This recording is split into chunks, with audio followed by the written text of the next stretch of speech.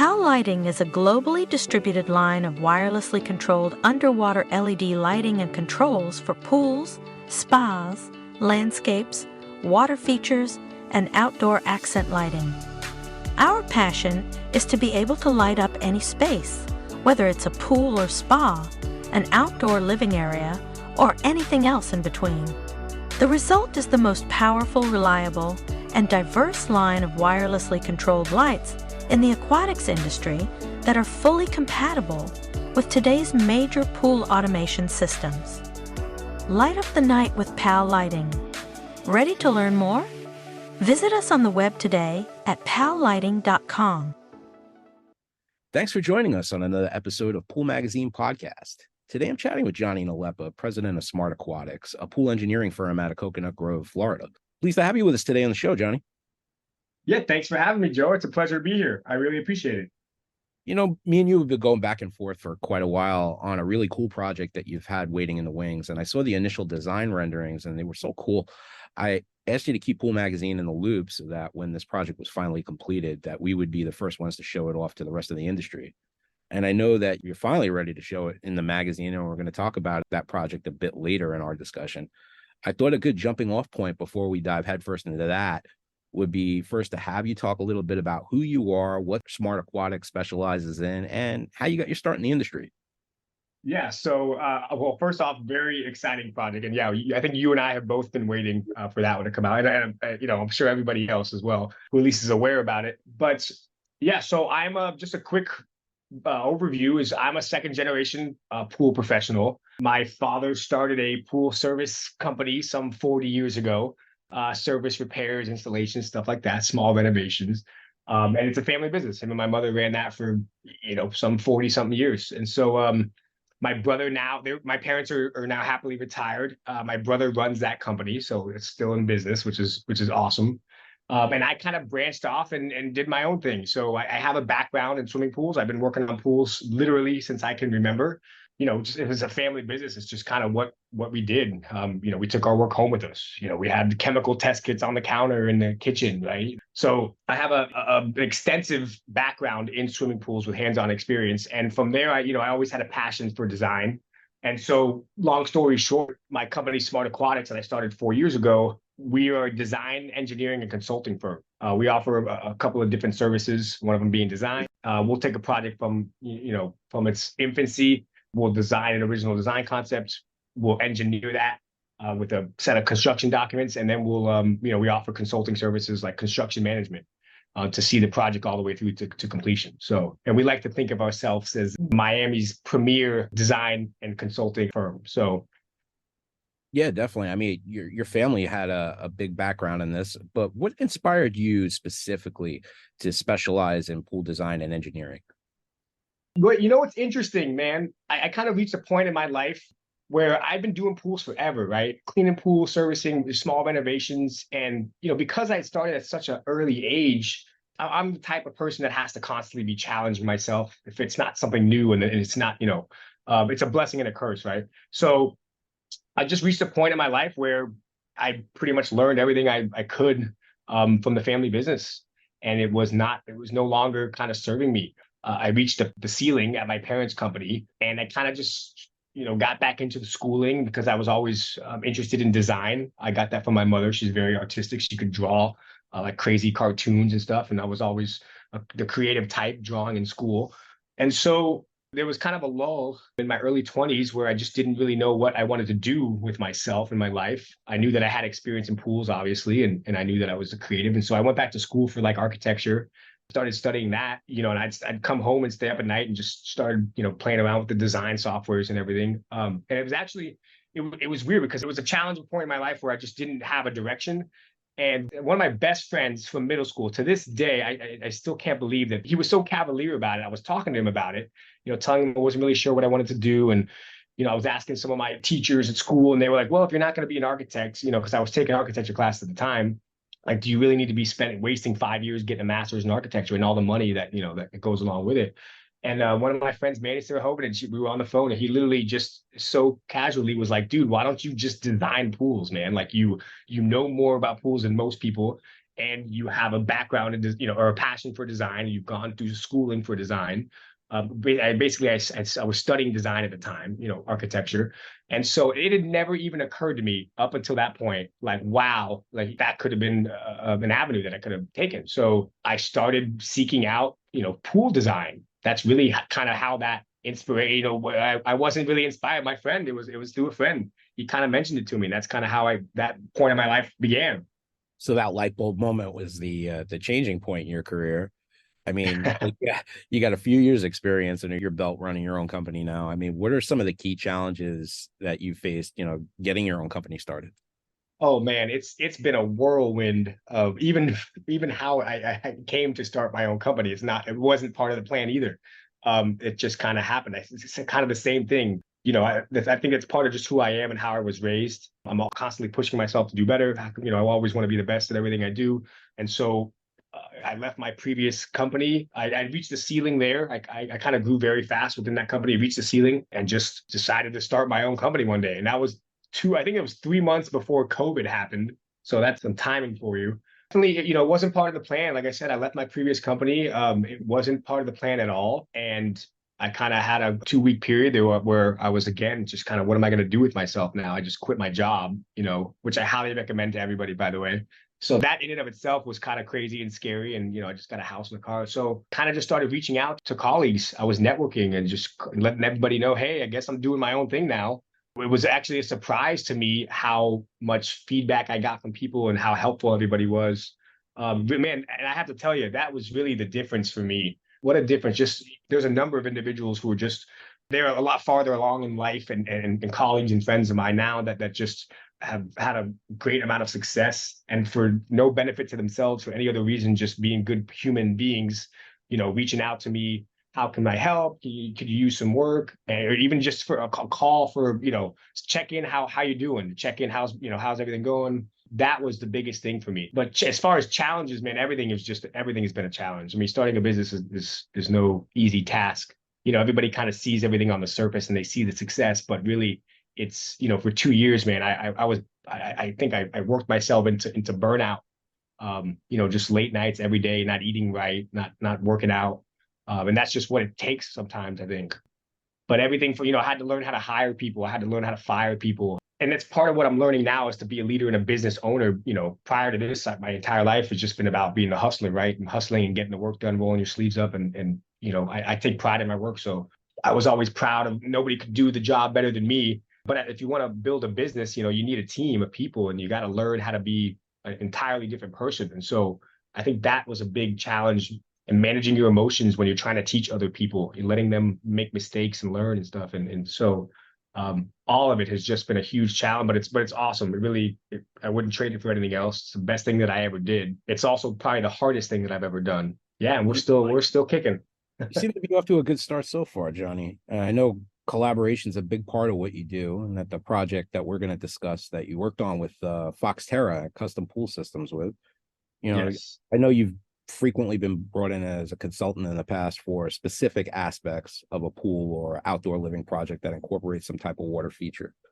Now, this project in particular is a perfect example, really, of many of the types of projects that you work on, where there's a residential pool with specific challenges and a unique element that requires some kind of type of expertise that you specialize in.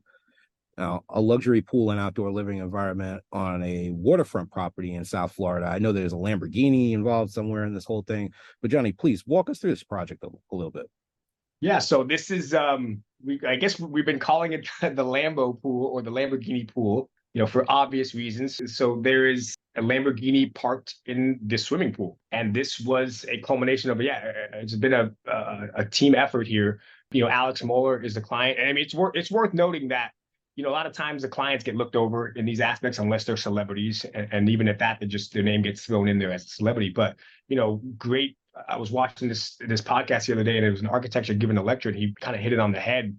He said, great projects have great clients. And if it's not for these clients who have these amazing ideas and, the means to bring these ideas to fruition, then these projects would never happen, right? So you have to give props to the client. And in this case, Alex Moeller, he's a big car guy. And so he's got a new house that he built in Davie, Florida. he's got a Ferrari in his movie theater. So he's the entire wall, it's a pane of glass wall, and there's a Ferrari just sitting right there in the movie theater as you're sitting next to the screen.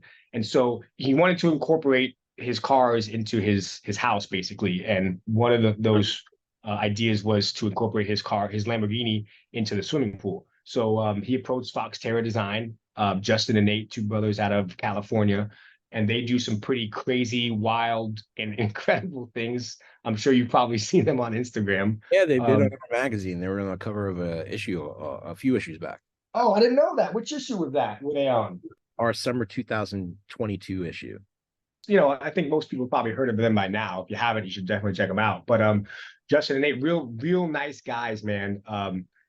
And they're just doing some crazy cool things. I think that they're one of the few people in the industry probably who are really exposing the industry to the rest of the world. I think that's been a big thing for a while. Our industry is kind of like a bubble, right? Because it's so specialized. They've done a really good job of kind of expanding that bubble, getting more eyes of lay people, right? Not pool people, to get in and look how cool swimming pools and backyards and outdoor living spaces have become, or how cool they can be.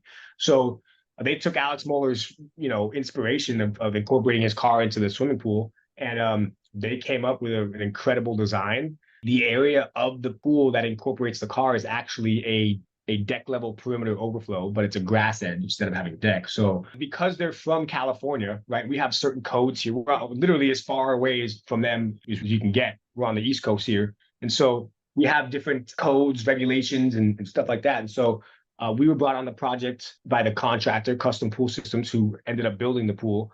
We took their design and we developed it into a working set of construction drawings that the contractor then builds from. In this case, probably more than most pools, I would say, or some pools, some of the stuff we do is pretty crazy, but it required a little bit more of what we call like design development. When you're dealing with clients like this and with a vehicle that's probably $250,000, we wanted to make sure that we didn't damage the car, by making the water too deep, or when the car is driving over, the perimeter overflow there. I mean, that's a slot with a gutter underneath, so we have a cantilevered condition. We got to make sure this thing's going to work right. So this was a really cool design. We were excited to work on it, but it was definitely a challenging one. So we took their design and we developed it to make sure that, we met all the setbacks and the codes and everything for Miami. And part of developing the entry area, or that landing where the car comes in, perimeter overflows are pretty challenging in and of itself. And this one happened to be a grass edge, but we also had to make sure that we could support the vehicle going over this perimeter overflow as many times as the client wants and parking it in the water there. So we do our due diligence. We're pretty thorough. We looked up the actual model, make and model of the vehicle. We measured the height of it. We measured the width of the wheels, because there are some bubblers in that area where the car is parked. So we don't want the car to drive over the bubblers, or at the very least, if the car does drive over them, we don't want them to crack, because most pool fixtures are plastic.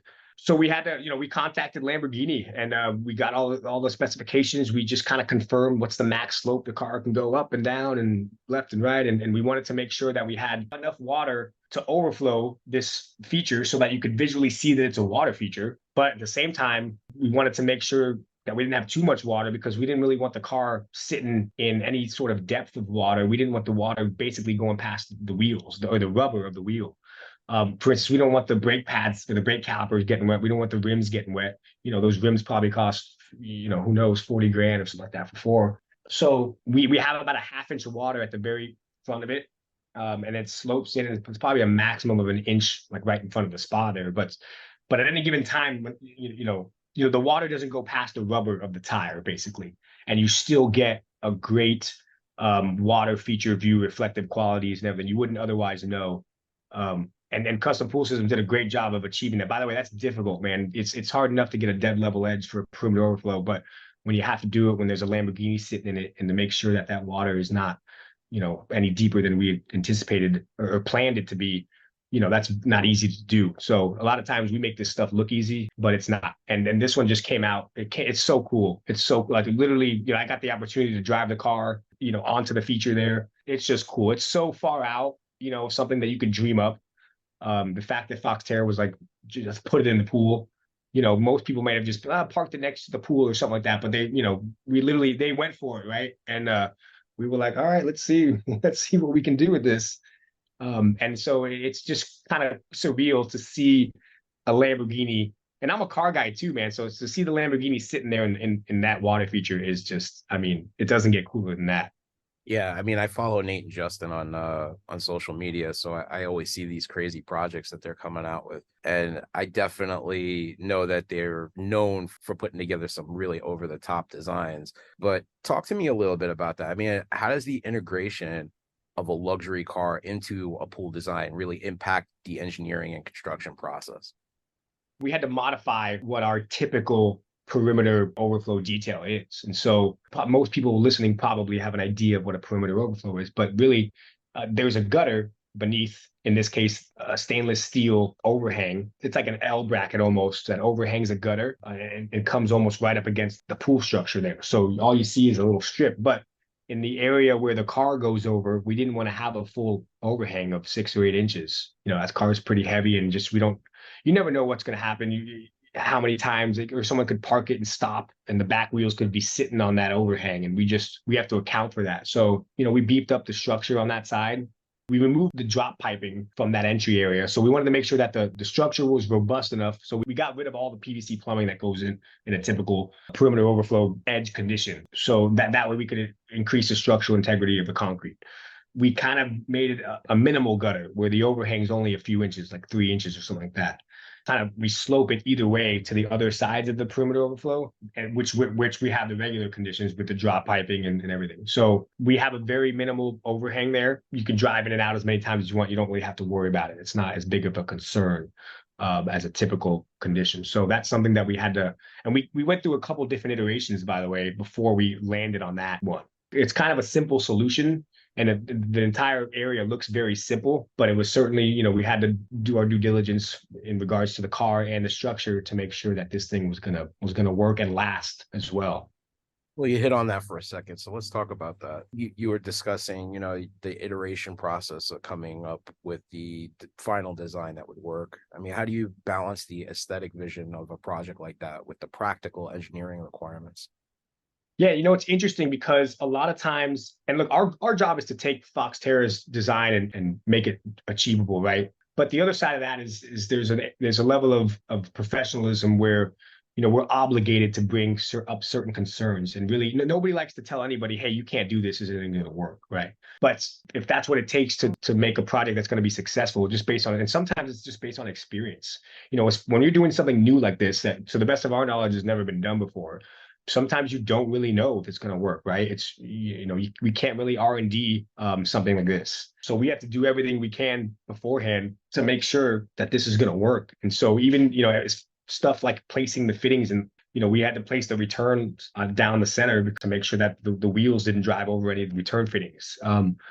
The original design actually had stepping pads going over this runway, right? I'm calling it a runway because it's a long rectangular linear area where the car drives in, basically. And there was originally stepping pads that go from one side to the other. And from a design perspective, from Foxterra's point of view, it's a great place to put a walkway, because now, if not, for circulation reasons, to get to that side of the pool, you gotta walk around this long runway. So putting pavers there makes total sense from a design perspective. But and we tried to make that work, by the way. The first thing we did was like, okay, this looks challenging enough, because not only is it a perimeter overflow, not only does it slope from the corners down to the center, but now we have to accommodate these stepping pads that the car is going to drive over. How do we do that? And so we tried to make it work. We use 3D softwares, 2D, 3D, to try to make this thing work. And we just couldn't get it to work. It just wasn't practical, wasn't feasible. So we had to do away with the stepping pads. And that's a conversation that we don't do anything without respecting Justin and their design. Whether it's a designer like them or even an architect or a landscape architect, we work with a lot of other professionals. We don't just make changes without their knowledge. We bring that up to them. We have discussions about it, and they were very cool about, they were like, hey, if we can't do it, we can't do it. So that's another thing I admire about them as well, is that they were very good about the changes that needed to be made to make this thing a functioning vessel. And sometimes what's in the design just doesn't always work from an engineering and a practicality standpoint. And our job is also to, as much as we're trying to make that design work, we also work very closely with a lot of these contractors, and we're in the field and doing site visits and stuff. And so we do have a level of experience when it comes to the constructability of these things. We kind of know sometimes, okay, well, could this work? Maybe, and yeah, probably, but is this the best solution for longevity? You know, is the craftsmanship going to look? And so we take a lot of those things, a lot of those factors into consideration when making those type of decisions. You know, taking stuff out of the design is never really what we want to do. If anything, we want to add more stuff, make the design cooler and better. And how can we incorporate everything that the designer wants? But sometimes those are the challenging decisions that you have to make and say, look, guys, it's possible, but we're not confident that this is going to come out how you guys think it's going to come out. Well, that's why that collaboration is important, because once the engineers come in, it's more about, is this feasible, you know? Right. Well, now that this waterfront luxury pool project is completed, I mean, really, how do you feel about the final result and its impact on the property? Oh man, it came out great, man. And I'm not just saying that either because we were involved in it. I mean, I've been on projects that we're both involved in and not involved in, and you come up to a project like that. The very first thing I noticed is craftsmanship. You know, all of these projects look beautiful in the design phase, right? The renderings all look beautiful, you know, the pictures and the videos. But a lot of times you walk on a project and you can see the craftsmanship from a mile away, in my opinion. It's another blessing and a curse. You have the designer's eye. It's like you can see that kind of stuff. So, you know, one, it works from a functional standpoint, right? It actually works. I've literally driven the car, you know, on and off that landing there. I'm not the only one, obviously, but so it works. And the perimeter overflows. There's no dry spots. I mean, Custom Pool Systems did an incredible job, you know, executing and building that project, and not just building it, but building it to, you know, with a level of craftsmanship that you can see a mile away, and it looks expensive. You know, it feels expensive, and that's through material selections and just the way that, you know, mitered edges and just devil's in the details kind of thing. You know, there's beautiful, huge, monstrous projects that just have poor craftsmanship, and you can see calcification coming through. You can see, you know, just not aligned edges and stuff like that. But so this product came out awesome. All right, well, let me hit you another way. In hindsight, is there anything that you would have done differently in terms of engineering or design for this specific project? Differently. No, I don't think so, man. You know, it's something that as a designer, I'm always looking at stuff and how we could have done this different and how we could have, you know, it's still fresh. We were just there on Wednesday last week. So yeah, maybe we would have put some lighting in the, you know, in the gutter of that feature. You know, just small stuff. But I think overall, no, it came out great. There's not really much more you can do. I mean, that project has everything, and it's got a reset. I mean, the recessed area on that product is monstrous, and that's the biggest one we've ever done. It's got really cool entry steps. It's like a sun shelf slash entry steps. They're really large. You know, it's got a elevated, you know, overflow spa. It's got these huge linear fire features. These massive, I think they're Egyptian palms. It's got huge stepping pads. No, I mean, I think from a design, I mean, it's a great design. You know, it was great execution. I don't think there's anything that I would say we would have done differently. Well, I'm glad I got you to open up on a lot of different details here, Johnny. Yeah, man. Yeah. Well, I'm really I really appreciate you, you know, doing this, Joe, and I'm happy to give you, you know, prop what you're doing, man. Also, I've been in the industry for a long time, and you know, just to see a fresh new magazine come out and see what you guys are doing, and it doesn't get cooler than that, you know. I bet that you guys enjoy that a lot. And Yeah, so no, it's just really it's nice to get to meet all you guys at all the different shows and always find out about what cool new projects are coming out. It's a joy to be able to report on some of the best stuff coming out in the industry. Yeah, man, it's incredible. The industry's come so far. I mean, even from when I was a kid, man, you know, kidney shaped pools in the backyard. Now it's just, you should see. Well, I mean, I say that this is pretty cool, but man, we've just got some next level projects with architects, you know, very renowned architects all over the world, and they're just doing next level stuff. It's just water's being incorporated into the entire property now, and it's really incredible to see. It's like they're designing these oases. You know, it's not even a house with a backyard and a front yard anymore. It's just like, we'll show you some stuff we got coming up, but it's very exciting, man. It's all very exciting. Well, Johnny, thanks so much for spending the time with us today to chat about this project. It's a real eye catcher, and I appreciate you taking the time out to discuss it. Yeah, man. Of course, anytime, Joe. I appreciate it. I appreciate you having me. Well, that's all the time we have left for today. You'll have a chance to see this project for yourself in the next issue of Pool Magazine. Thanks for listening in. Make sure to like, follow, and subscribe, and we'll catch you next time on another episode of Pool Magazine Podcast. PAL Lighting is a globally distributed line of wirelessly controlled underwater LED lighting and controls for pools, spas, landscapes, water features, and outdoor accent lighting. Our passion is to be able to light up any space, whether it's a pool or spa, an outdoor living area, or anything else in between. The result is the most powerful, reliable, and diverse line of wirelessly controlled lights in the aquatics industry that are fully compatible with today's major pool automation systems. Light up the night with PAL Lighting. Ready to learn more? Visit us on the web today at pallighting.com.